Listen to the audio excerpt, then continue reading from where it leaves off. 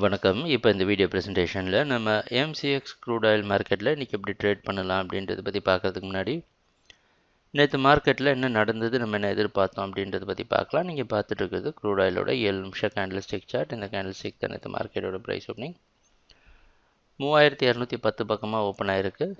நம்ம என்ன எதிர்பார்த்தோன்னா risk takers எல்லோரும் 3260 வரைக்கும் செல் பண்ணலாம்.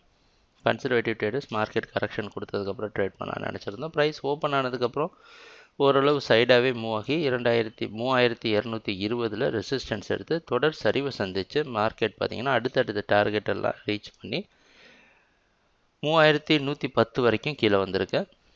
அப்புறம் 3136 க்ளோஸ் ஆகிருக்கு. புதிய லோ க்ரியேட் பண்ணி கீழே க்ளோஸ் ஆனதெல்லாம் பாசிட்டிவான விஷயமா அமைது செல்லர்ஸுக்கு. இன்றைக்கி மார்க்கெட்டோட ஓப்பனிங் 3200 பக்கம் ஓப்பன் ஆகிறதுக்கு வாய்ப்பு இருக்கிற மாதிரி வெளிநாட்டில் இருக்க நைமெக்ஸ் மார்க்கெட் வச்சு பார்க்குறப்ப தெரியுது.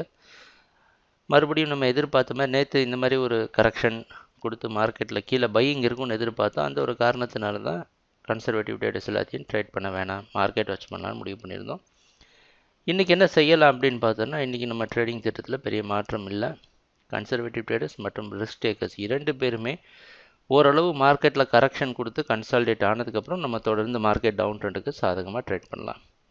அது வரைக்கும் மார்க்கெட் வாட்ச் பண்ணலாம். ஏன்னா இது சில நாட்களில் மார்க்கெட் இந்த கான்ட்ராக்ட் முடிவடைகிற நேரமாக இருந்தாலும் நம்ம பார்த்து கொஞ்சம் கவனமாக ட்ரேட் பண்ணோம். ட்ரேடிங் நடக்கிறப்ப பார்ப்போம் என்னென்ன மாற்றங்கள் வருதுன்னு. எங்கள் வீடியோ ப்ரெசன்டேஷனை தொடர்ந்து பார்த்துட்டு வந்ததுக்கு மிக்க நன்றி, மகிழ்ச்சி, வணக்கம்.